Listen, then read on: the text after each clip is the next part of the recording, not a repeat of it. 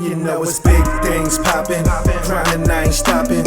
All around the world until we got it locked in. I've been grinding all day, all day, all day. Yeah, I'm grinding all day, all day, all day.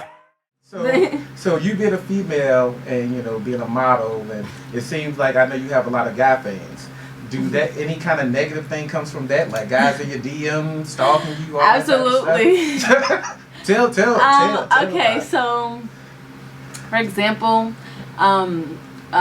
okay, there could be men that's in your DMs for 2 years straight, like just talking to themselves. Wow. You don't talk back? You don't talk to your fans? Fans is an interesting way to say. You don't talk to your fans? I don't want to say stalker, but fans is a light way of saying that. So I don't know what to say about them, but it's cool that you guys are engaging and seeing my growth. But at the same time, it's like I don't want to say that I'm not interested. So I just let them talk to themselves. But then the guys, they're of course like I'm a free spirit, you should say. And so it's like I don't necessarily have to post my body to get attention. That comes with beauty and determination, coincide. But as far as sometimes you want to just add a little spice to the gram. Of course, there's gonna be the dudes that come along like, who's gonna want to wife somebody who's doing this and that and the third, who's in the club all the time, for example, who's a party girl.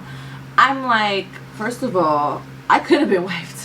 Oh, I mean, you see what I'm saying? Like, excuse me. Like you see, like, come on now, like. So it's just like I could have a boyfriend right now if I wanted to. So for them to say that, you just look stupid because the next person is over here like, come to my house after you get out the club. Oh, wow. You see what I'm saying? Like. Do you think that makes it hard to be in a relationship with that kind of attention? Thank you. I would say yes, but I'd be lying just because there is those men who really don't care.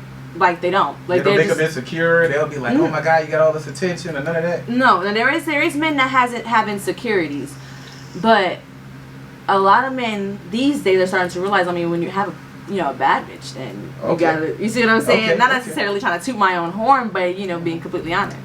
Like, so, as far as before you actually start doing like modeling and pictures and being heavy on social media, what was your life like then?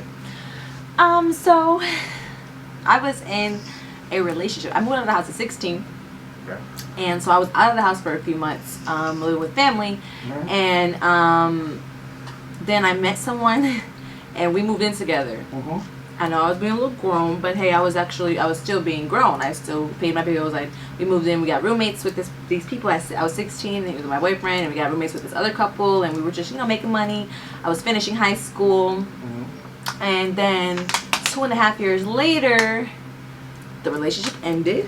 And so it was one of those cliche moments where I'm like, I'm a boss up. Like, I don't need him. So exactly what I did. I started, went through the depression phase, and then started working harder, started, hitting the gym and stuff like that. Started going outside. And when I started going outside, I started for example, me and my sister Bianca, we just kind of people that just like to turn up. Like we just like to, especially if the liquor hits, then like we're lit. Like no matter the situation, no matter the bougies, no matter the men, like we're gonna twerk or we're gonna dance or we're gonna sing for the top of our lungs. We're gonna get lit. We're gonna probably get everybody around us turned too. Okay. And that's kind of why my followers start getting up. Like people were like, "Oh, you're so pretty, you're so lit. What's your Instagram?" And so the more I start talking to people, the more I start followers start going up. I start meeting people in like higher, like promoters, DJs. And when I start meeting them, that's when they start like, "Oh, well, you're mad lit. Would you like to host this?" Or like, "Would you like to guest host this?" And like, this is when guest hosting kind of first started, like last year. Like the OGs know in Charlotte.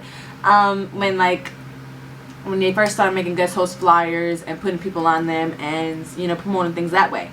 And so I feel like a big bang kind of came in when it came to my exposure for my birthday party, my 19th birthday party. I kind of threw this. It was lit. It was crazy, and it was a strip party. And since then, I just started like having a stable following. Like, and I started doing more guest hosting, and then like after guest hosting, I started I was meeting photographers and I started doing photo shoots.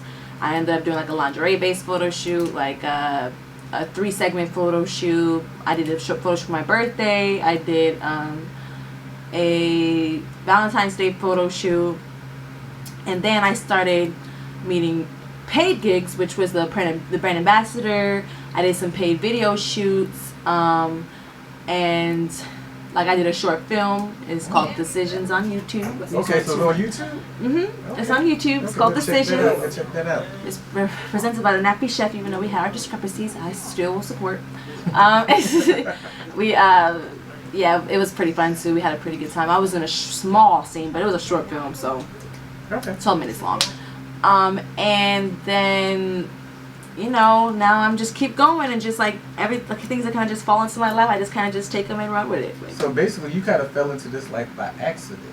Yeah, that's how it happened. Wow. Just being happy and lit in the club. That's really what it is. Like going outside, going to functions and stuff. Like, really, it was my sister getting me out of that depressed bed. She was like, Latrice, I'm tired of you moping around in the bed, in the house by yourself. Because at the time I lived on the south side, which was far from everybody. No roommates, it was just me in my 1-bedroom apartment. Okay.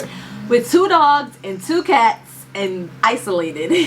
So you went from isolated to being around everybody pretty much. Yep, I was definitely an introvert and turned into extrovert. It definitely happened. So would you say that you're now still extrovert, or you just said that you're both? I'm both. In what way? And I'm an extroverted person. And I say that because I hate talking to people. Like I really do. I don't really like talking to random people. Like I don't like talking to strangers. But I will, and the reason I will is because you will never know who you meet. Like I met so many people talking to people. Like for example, me meeting party promoters got me to meet, like, I love Ruby Rose, for example. I was able to meet Ruby, talk to her, take pictures with her, be in her section, watch her perform. I was able to meet Travis Porter, took pictures with them out back, like, you know, talk to them. They were mad cool.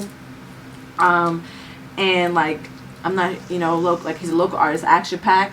I was in his section, did a video, you know, club video thing and with that, too. And, yeah, so I was able to meet some, like, pretty popular people, and I feel like down the line I'll be able to meet more. I could have met some more, but sometimes life gets the best of you. Yeah, no, that's right. Well, it seems like that you know what I'm saying, I got a big name in Charlotte. Got you an up and coming. It's mid. Okay.